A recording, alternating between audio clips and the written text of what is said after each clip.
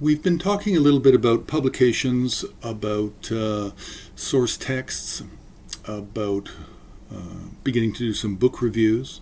What we haven't talked about too much is specific topics or specialty topics with reference to book reviews.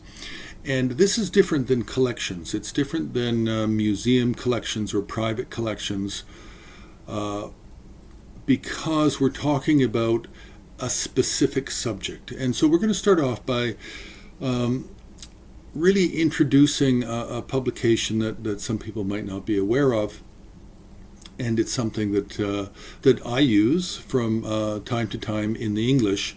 I consider it, as far as I know at this time, the best book on Ganapati in the English language.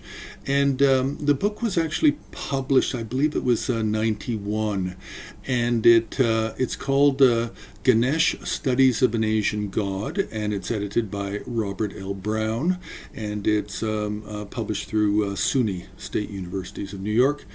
Now, this is a compilation publication, and it has a lot of Indian articles that lay the groundwork. But let me just say right off the top, on the Himalayan Art website, we don't really use the word Ganesh that much, or Ganesha.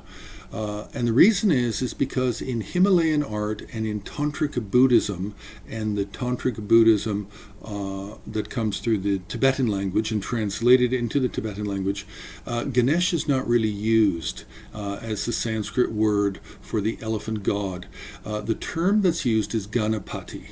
And how do we know that? Well, that's because that is the title that's used in the original Sanskrit, in the Kangyur and in the Tengyur of Tibetan Buddhism. It's also, Ganapati is also used repeatedly in the mantras and dharanis. So within Tibetan Buddhism and Tibetan language, the Sanskrit word that Buddhists use more often is Ganapati, not the more popular in India, the Ganesh or Ganesha. Now, for Himalayan art studies, the most important text article in this is number 9, and it's the Tantrica Ganesh, Texts Preserved in the Tibetan Canon, and it's by an old friend of mine named Christopher Wilkinson out of Seattle, Washington, and he did this text a long time ago.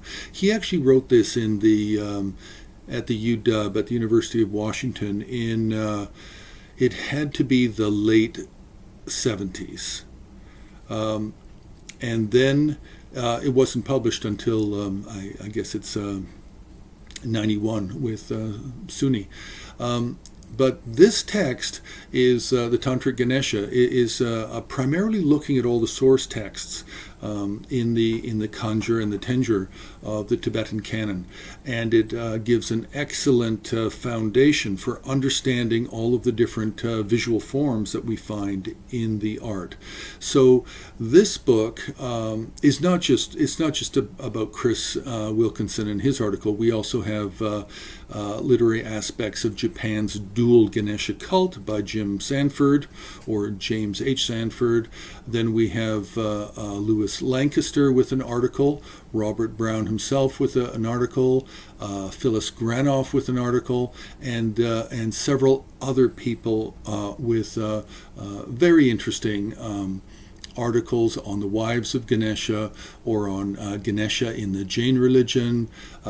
So this book is really foundational for the study of the iconography of Ganapati in Himalayan art.